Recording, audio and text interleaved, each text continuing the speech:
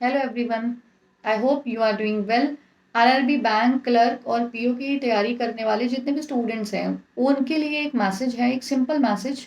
Do your best और practise and practise more at the end of the moment, जब तक आपका paper नहीं हो जाता है। ठीक है ना। एक छोटी सी स्टोरी आपके साथ शेयर करूंगी, शायद आपको किसी एक स्टूडेंट को इंस्पायर की, और वो शायद अगर उस स्टोरी से इंस्पायर हुआ तो इस वीडियो का जो एक मोटिव है वो पूरा हो जाएगा। देखिए, आरआरबी 2015 में अपेयर हुई थी। फर्स्ट टाइम मैंने कोई गवर्नमेंट एग्जाम भी दिया था और फर्स्ट टाइम ही मैं आरआरबी में अपेयर हुई थी। तो वहाँ देखिए, मैं अपना ना ओरिजिनल आईडी जो प्रूफ होता है वो भूल गई थी। कुछ भी हुआ था, पर्स एक्सचेंज हो गया, जैसे भी हुआ मैं भूल गई थी। उसके बाद जब मैं एंट्री लेने पे आई तो मुझे मना कर दिया गया। मैंने काफ़ी रिक्वेस्ट की, एट द एंड उन्होंने बोल दिया टाइम नहीं वेस्ट करो, आप हटो, बाकी बच्चों का देखने दो। तो फिर मुझे लगा कि अब नहीं मुझे एंट्री मिलेगी। मैंने ऑटो भी हायर कर लिया और मैं वापस आने लगी अपने घर के लिए। जब ऑटो जैसे स्टार्ट हुआ, मुझे सडन एक इंट्यूशन आया कि I should try once once more. तो मैं वहाँ पे ऑटो वाले भैया से बोली, भैया 2 मिनट का वेट और करो, मैं भी आती हूँ। तो जब सभी स्टूडेंट्स की लाइन कंप्लीट हो गई, मैं फिर से पहुँची उनके पास, जो भी वहाँ पे सभी लोग थे। तो मैंने फिर से उनसे रिक्वेस्ट करी, तो उन्होंने मुझे कुछ ऑप्शंस दिए कि आपके पास एटीएम का कोई या अपनी कॉलेज की कोई आईडी या कुछ भी हो तो आप कुछ भी दिखाइए, ताकि ये तो प्रूफ हो कि हाँ ये आप ही हैं। और ऑब्वियस सी बात है कि उनका भी ये कहना गलत नहीं था, और एंट्री वो ऐसे नहीं दे सकते थे बिना किसी प्रूफ के। तो जैसे भी ये चीज़ें पॉसिबल हुई, मैंने शायद कुछ एटीएम जाके निकलवाया, या मुझे अब एटीएम से या कॉलेज आईडी, इन दोनों में से किसी एक से काम हुआ था। थोड़ा सा रिमेम्बरिंग में मुझे प्रॉब्लम हो रही है कि दोनों में से एक चीज़ में क्या हुआ था, है ना। तो उसके बाद फिर मुझे फाइनली जो भी प्रोसीजर था वो मैंने कंप्लीट किया और मुझे एंट्री मिल गई थी। और मैं बहुत ज़्यादा डर चुकी थी। स्टार्टिंग के 15 मिनट्स तो मैं एग्ज़ाम में नहीं परफॉर्म कर पा रही थी, बट आफ्टर दैट मैं थोड़ा नॉर्मल हो गई और मैंने एग्ज़ाम को दिया।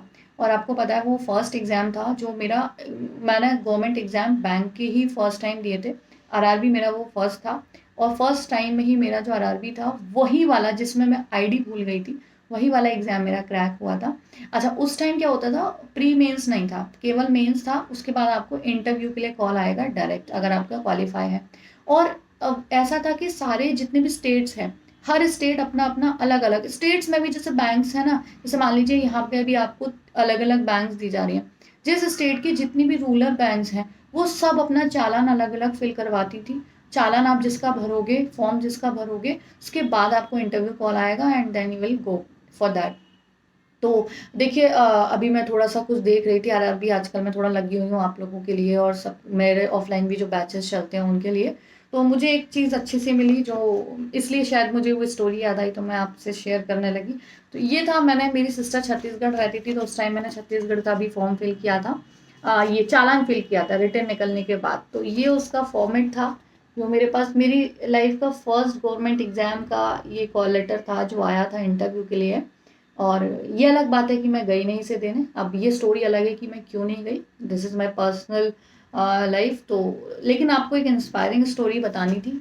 और ये आप देख सकते हैं, पूरा लेटर इस तरीके से आया करता था। और जितने भी बैंक्स हैं ना, सब अपने अपने, सारे स्टेट्स के बैंक्स अलग अलग अपना चालान भरवाया करते थे, और उसके बाद फिर आपके पास इस तरीके से लेटर आया करता था, टन टन टन टन जैसे लेटर आया। तो इस वीडियो का जो मोटिव है वो यही है, don't lose hope eight the end of any moment, जब तक आपको लगे कि वो चीज़ ख़त्म नहीं हो गई है। तो आप लोग प्रिपेयर करिए, ठीक है। बाकी कुछ लोग पॉजिटिव, कुछ लोग नेगेटिव कमेंट्स भी करते हैं कि उन्हें लगता है कि जस्ट अगर मैं आपको कुछ शेयर कर रही हूँ तो वो जस्ट विदाउट नॉलेज है। बट ऐसा बिल्कुल भी नहीं है। शायद मैं एक्सपीरियंस्ड हूँ, 6 ईयर्स हो चुके हैं मुझे टीचिंग करते हुए, और मैं उसी में बहुत इंटरेस्टेड हूँ। तो मैंने आगे फिर बैंक्स को कभी ज्वाइन करने का सोचा भी नहीं आफ्टर टीचिंग। बट आप लोग लगे रहिए, अपना अपना फील्ड जो भी आपको कर रहा है उसके लिए बिल्कुल डेडिकेशन के साथ लगे रहिए। Best of luck. ये स्टोरी आप लोगों को इंस्पायर करने के लिए थी। अगर एक भी सिंगल स्टूडेंट से इंस्पायर हो पाता है तो मुझे लगेगा कि हाँ, ये स्टोरी जो है या ये वीडियो है वो पूरी हो चुकी है, इसका मोटिव पूरा हो चुका है। थैंक्स फॉर वॉचिंग, मिलते रहेंगे।